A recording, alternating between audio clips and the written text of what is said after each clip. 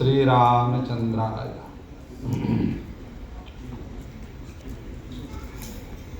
संबोधन मैं संस्कृत में करता हूँ और उसके बाद उसकी आप लोगों को व्याख्या हिंदी में करूँगा।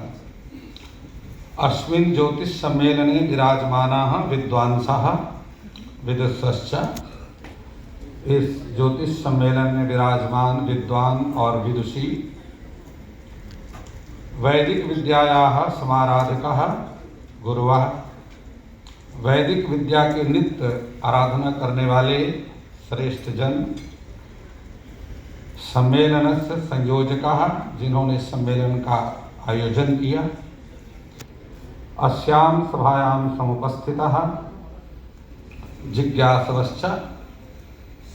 इस सभा में उपस्थित सभी जो जिज्ञासु जन हैं, सर्वेभ्यः सर्वाभ्यश्च नमो नमः। सभी को मैं सबसे पहले नमन करता हूँ, क्योंकि आप सभी के अंदर वही ज्योति विद्यमान है जो ज्योतिष में विद्यमान है।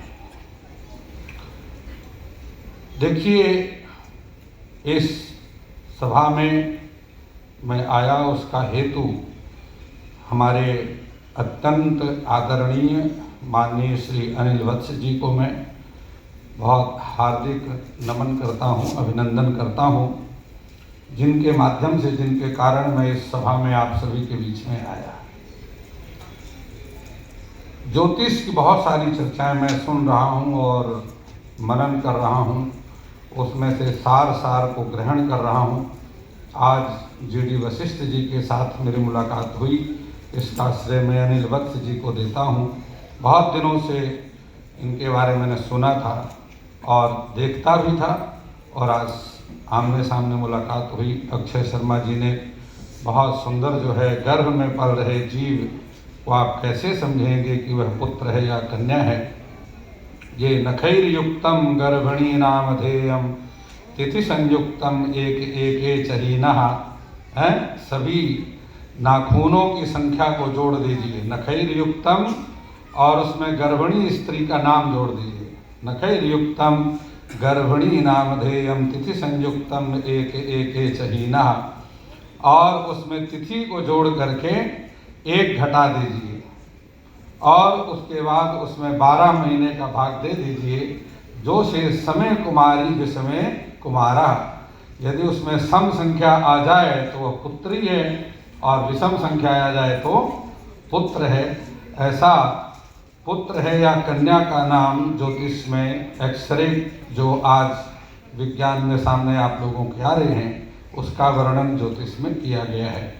अब अक्षय जी मेरे बड़े भाई हैं, उन्होंने तो केवल क्वेश्चन छोड़ दिया, उसका उत्तर दिया नहीं, तो मैं कहा मंच के माध्यम से मैं आप लोगों को उसका सूत्र बता देता हूँ। देखिए, ज्योतिष जो है एक वैदिक विद्या है, और ज्योतिष के 3 भाग प्रारंभ में थे, संहिता, सिद्धांत और होरा। होरा का मतलब ज्योतिष, फलित, गणित और फलित। इस प्रकार से, यद्यपि अत्यंत आदरणीय अनिल वत्स जी के बोलने के बाद और कुछ बोलने की आवश्यकता रह नहीं जाती, क्योंकि वो जब जितना बोलते उतने में सारे निचोड़ करके रख देते हैं। बाद में तो जो नींबू का निचोड़ा हुआ छिलका है वो बचता है दूसरों को बोलने के लिए। तो मैं सोचता हूँ कि गुरु जी को सबसे अंत में बुलवाना चाहिए, जिससे दूसरों का सब्जेक्ट जो है, अपना जो तैयारी है वो शेष रह जाए बोलने के लिए। ज्योतिष की उत्पत्ति कब हुई, यह एक प्रश्न है।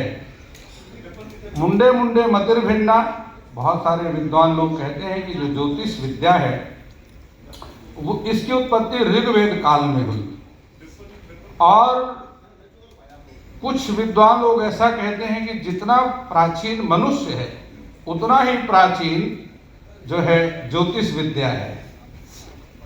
छंदः पादौ तु वेदस्य हस्तौ कल्पोथ पठ्यते, ज्योतिषामैनं चक्षु निरुक्तम श्रोत्रमुच्यते।